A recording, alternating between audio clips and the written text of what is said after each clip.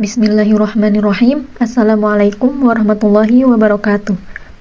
Awalan, ismahuli an u'arrifakum ala nafsi. Perkenalkan, saya Niwidi Putri Walida. Sebelumnya, saya ucapkan terima kasih pada Quran Review karena telah memberikan kesempatan pada saya untuk dapat membawakan video pembelajaran ini. Pada pembahasan hari ini, saya mengambil tema tasrif fil wazan sulasi mujarrad dari kata nasoro yansuru serta contoh ayatnya dalam Al-Quran melalui pemahaman bahasa Arab yang menarik tentunya. Dalam Quran surat Yusuf ayat 2 Allah berfirman, Bismillahirrahmanirrahim. Inna anzalnahu Qur'anan Arabiyyan la'allakum ta'qilun. Sesungguhnya kami menurunkannya berupa Al-Quran dengan berbahasa Arab agar kamu memahaminya. Al-Quran merupakan pedoman dan petunjuk bagi umat. Allah menurunkannya dengan bahasa Arab yang paling mulia dan fasih. Ia, Al-Quran, menerangkan segala hal yang dibutuhkan manusia berupa fakta-fakta yang bermanfaat. Salah sedikit saja dalam membaca ayat Al-Quran merupakan kesalahan yang sangat fatal, karena dapat merubah makna yang berbeda pada ayat Al-Quran. Oleh karena itu, semua itu dipelajari melalui pemahaman ilmu bahasa Arab. Dengan mempelajari bahasa Arab, tentunya kita akan dengan mudah lebih mengenal, memahami agama kita secara sempurna, serta mengamalkannya dalam kehidupan kita sehari-hari. Sebenarnya, ilmu shorof ini merupakan pelengkap dari ilmu nahwu, sehingga sering kita jumpai dengan sebutan istilah nahwu shorof. Kalau ilmu nahwu itu cenderung fokus pada kaidah penyusunan kata dan perubahan akhir dalam kalimat bahasa Arab, atau dari struktur kalimat bahasa Arabnya. Sedangkan menurut para ulama ahli nahwu shorof, ilmu shorof sendiri di sini merupakan ilmun yu'rafu bihi taghayyiru bunyatil kalimah, yang artinya ilmu yang mempelajari perubahan dalam pembuatan kata atau perubahan pola katanya. Misal, kalau di dalam suatu kata dasar dalam bahasa Indonesia, kita bisa menambah imbuhan dasar sebagai pelengkap dari kata dasar tersebut. Maka, dalam bahasa Arab, kita bisa mempelajarinya dalam ilmu shorof ini.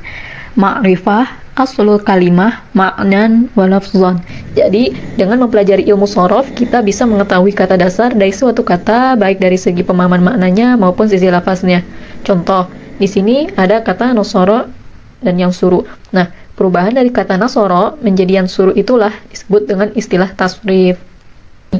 Sulasi berasal dari kata salasun yang artinya 3 dalam bahasa Arab, yang artinya fi'il dengan 3 huruf kata dasar dan terdiri dari huruf fa, ain, dan lam. Mujarrad bermakna asli, tidak ada tambahan huruf. Jadi sulasi mujarrad artinya suatu kata dengan komponen kata dasar yang terdiri dari 3 huruf asli, yaitu fa, ain, dan lam, tanpa disertai tambahan huruf apapun. Sulasi mujarrad terbagi ke dalam 6 bab wazan. Untuk memudahkan dalam pembagiannya, saya bagikan menjadi 3 kategori kelompok, di mana letak perbedaannya hanya terdapat pada harokat ain fi'ilnya saja. Di sini ada ain fathah, ain kasroh, dan ain dhammah. Nah, kita perhatikan harokat ain fi'il pada kata nasoro yansuru. Kata nasoro untuk huruf shadnya berharokat fathah, berarti mengikuti wazan pertama dalam sulasi mujarrad, yaitu wazan fa'ala. Sedang untuk kata yansuru, huruf shadnya berharokat dhammah. Berarti kata nasoro yansuru mengikuti bab wazan nomor 1, fathu atau fathah untuk ain fi'il pada wazan fa'ala, sedang domin atau dhammah untuk ain fi'il pada wazan yaf'ulu. Nah, apa sih wazan itu? Yuk kita bahas. Ada istilah yang jika kita analogikan, wazan merupakan sebuah wadah atau bentuk dari cetakan, sedang mauzun merupakan adonan yang mengikuti bentuk cetakan tersebut. Di sini ada kata nasoro dan yansuru.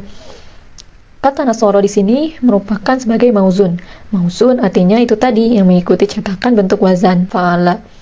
Fa'ala diibaratkan sebagai wadah cetakannya, sedang nasoro yang mengikuti bentuk cetakannya. Kita perhatikan bentuk pola kata serta harokatnya. Kata nasoro terdiri dari 3 huruf, huruf nun, shad, dan ro. Huruf nun dari kata nasoro sebagai fa fi'ilnya, shad sebagai ain fi'il, dan huruf ro sebagai lam fi'ilnya. Jadi kata nasoro mengikuti bentuk cetakan dari wazan fa'ala. Begitu juga dengan kata yang suru sebagai mauzun yang mengikuti wazan yaf'ulu. Kata yang suru diawali dengan tambahan huruf ya fathah dengan huruf nun yang dimatikan. yaf'ulu sebagai wazan, wadah cetakannya, sedang yansuru yang mengikuti bentuk cetakannya. Poin pentingnya di sini kita perhatikan saja pada pola kata dan harokat ain fiilnya, baru bisa kita kelompokkan. Kira-kira seperti itu. Selanjutnya ada istilah sigot. Tadi sudah dibahaskan ya, wazan itu sebagai wadahnya atau bentuknya, sedangkan mauzan itu yang mengikuti bentuk wadah tersebut. Nasara yansuru mengikuti bentuk wazan fa'ala yaf'ulu. Ada istilah sigot yang jika kita analogikan di sini adalah sebagai namanya. Misal yang bentuknya kotak kita kasih nama persegi, yang bulat kita kasih nama lingkaran. Nah, sama saja halnya dengan kata dalam bahasa Arab. Kata nasara dan yansuru ini juga memiliki nama dari bentuknya yang digunakan dalam ilmu shorof dengan istilah sigot. Kata nasara mengikuti bentuk cetakan dari wazan fa'ala, sedang sikutnya atau nama dari bentuknya adalah berupa fi'il madi. Begitu juga dengan kata yansuru. Yansuru mengikuti bentuk cetakan dari wazan yaf'ulu, sedang sikutnya atau nama dari bentuknya adalah berupa fi'il mudhari. Tasrif secara bahasa artinya perubahan, sedang menurut istilah ialah perubahan dari satu bentuk ke bentuk yang lain berdasarkan maknanya. Maksudnya, jika menghendaki makna yang lain, maka akan terjadi perubahan kata. Nah, di sini ada tabel tasrifnya. Mengenai kata dasar dari bab ini, para ulama nahwu shorof saling berselisih pendapat. Sebagian ada yang mengemukakan bahwa kata dasarnya adalah fi'il madhi, dan sebagian yang lain mengemukakan bahwa kata dasarnya ada pada isim masdar. Sekarang kita mulai tasrifnya ya. Fa'ala yaf'ulu fa'lan wa maf'alan fahuwa fa'ilun wa zaka maf'ulun uf'ul la taf'ul maf'alun maf'alun mif'alun. Nasara yansuru nasran wa mansaran fahuwa nasirun wa zaka mansurun unsur la tansur mansurun mansurun minsarun. Kata nasara itu mauzun. Kata nasara itu mauzun mengikuti wazan bentuk fa'ala. Siqatnya adalah fi'il madhi, artinya telah menolong. Kata yansuru mauzun mengikuti wazan bentuk yaf'ulu. Siqatnya adalah fi'il mudhari, artinya sedang atau akan menolong. Kata nasron dan mansoron itu mauzun mengikuti wazan bentuk fa'lan wa maf'alan. Siqatnya adalah isim masdar atau kata benda. Bedanya, nasron itu masdar ghairu mim atau tanpa mim, sedang kata mansoron adalah masdar mim dengan mim. Namun artinya sama saja, merujuk pada kata benda, yaitu pertolongan. Fahuwa nasirun, fa adalah, maka huwa adalah isim dhamir untuk dia laki-laki. Kemudian kata nasirun itu mauzun mengikuti wazan bentuk fa'ilun, artinya penolong. Siqatnya isim fa'il sebagai pelaku, orang yang menolong atau melakukan pertolongan. Wa zaka, wawunya wawu ataf, sedangkan zaka adalah isim isyarah. Mansurun, orang yang ditolong. Maf'ul, objek yang dikenai perbuatan. Unsur, kata unsur itu mauzun mengikuti wazan bentuk uf'ul, artinya tolonglah. Siqatnya adalah fi'il amar berupa perintah. Penting diketahui bahwa hamzah pada fi'il amar yang letaknya di depan ialah hamzah wasol, bukan hamzah qat'i. Hamzah wasol itu merupakan hamzah yang tidak dibaca ketika didahului oleh huruf lain, sedang hamzah qat'i dibaca. Selanjutnya ada kata la tansur. La tansur itu mauzun mengikuti wazan bentuk la taf'ul. Siqatnya fi'il nahi atau larangan, artinya jangan ditolong. Fi'il nahi adalah fi'il mudhari yang ditambah dengan la nahyah atau larangan. Untuk kata mansorun, mauzunnya mengikuti wazan bentuk maf'alun. Siqatnya adalah isim zaman atau waktu dilakukannya pertolongan, dan isim makan atau tempat dilakukannya pertolongan. Kedua kata tersebut memiliki bentuk wazan yang sama sehingga mauzunnya pun sama. Terakhir ada kata minsarun mengikuti wazan bentuk mif'alun, isim alat atau alat yang digunakan untuk menolong. Untuk pembahasan tasrif ini, tips untuk memahami pola-pola ini kalian bisa identifikasi dari pola bentuk kata dan maknanya. Kalian juga bisa hafalkan tasrifannya. Jangan lupa untuk mencocokkan dengan jenis wazan dan nama siqatnya. Selanjutnya ada contoh ayat yang menggunakan sulasi mujarrad dari kata nasara yansuru dalam Al-Quran surah An-Nasr ayat 1. Bismillahirrahmanirrahim. Idza jaa nasrullahi wal fath.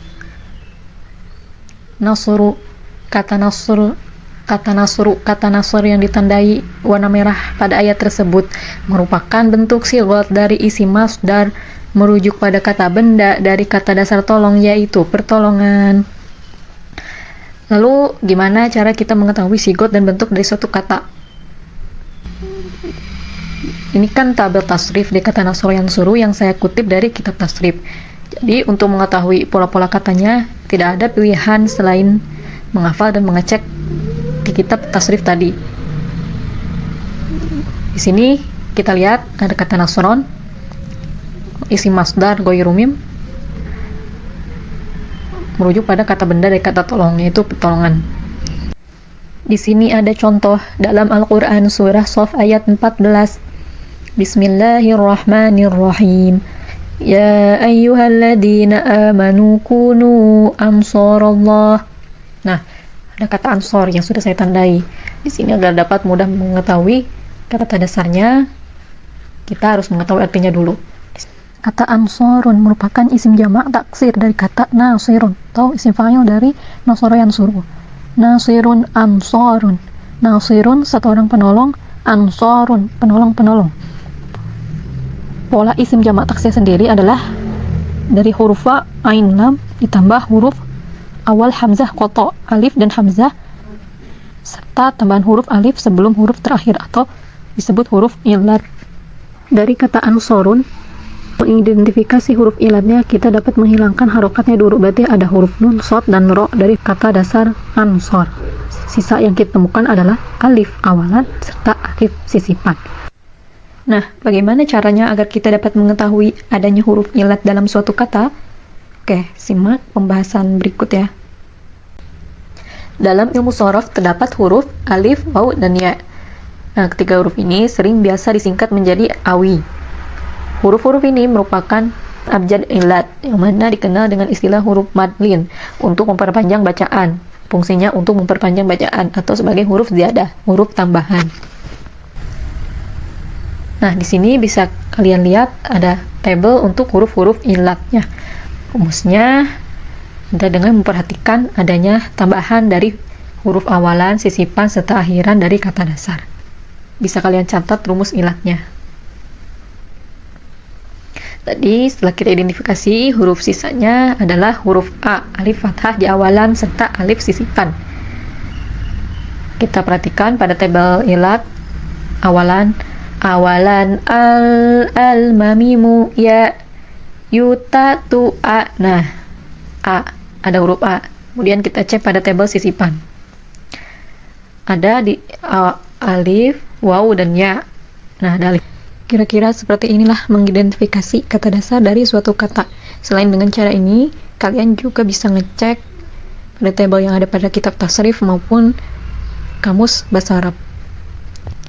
Ilmu shorof dilambangkan sebagai induk atau ibu dari segala ilmu. Oleh karena itu, seorang pembelajar bahasa Arab harus mempelajari ilmu shorof terlebih dulu sebelum mempelajari ilmu-ilmu bahasa Arab lainnya.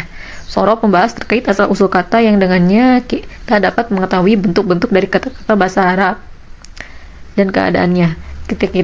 Ketika kita mempelajari bahasa Arab, ilmu shorof menjadi bagian terpenting yang tidak bisa dilewatkan.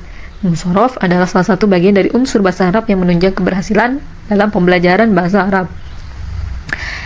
Nah, di sini ada gambar dari kitab Al-Amsilah At-Tasrifiyah. Pembelajaran shorof dengan kitab ini dikenalkan dengan contoh-contoh kata kerja yang dalam bahasa Arab disebut dengan fi'il beserta perubahannya, serta ragam jenis tasrif, seperti istilah tasrif istilahi dan lugawi serta bentuk-bentuk perubahannya. Tujuan utama pembelajaran shorof dengan kitab ini adalah mampu mengetahui akar-akar kata dalam bahasa Arab. Saya merekomendasikan buku ini untuk para pemula pembelajar bahasa Arab. Harganya juga sangat terjangkau, tersedia banyak di toko kitab terdekat ataupun online e-commerce kalian. Baik, sekian untuk materi pembelajaran pada hari ini. Semoga materi hari ini bermanfaat dan kita dapat diberi kesempatan untuk bertemu kembali di lain waktu. Jika ada pertanyaan lain atau ada hal terkait materi yang ingin didiskusikan bersama, bisa ketik pada kolom komentar di bawah ya. Syukron ala husni ihtimaminkum. Wassalamualaikum warahmatullahi wabarakatuh.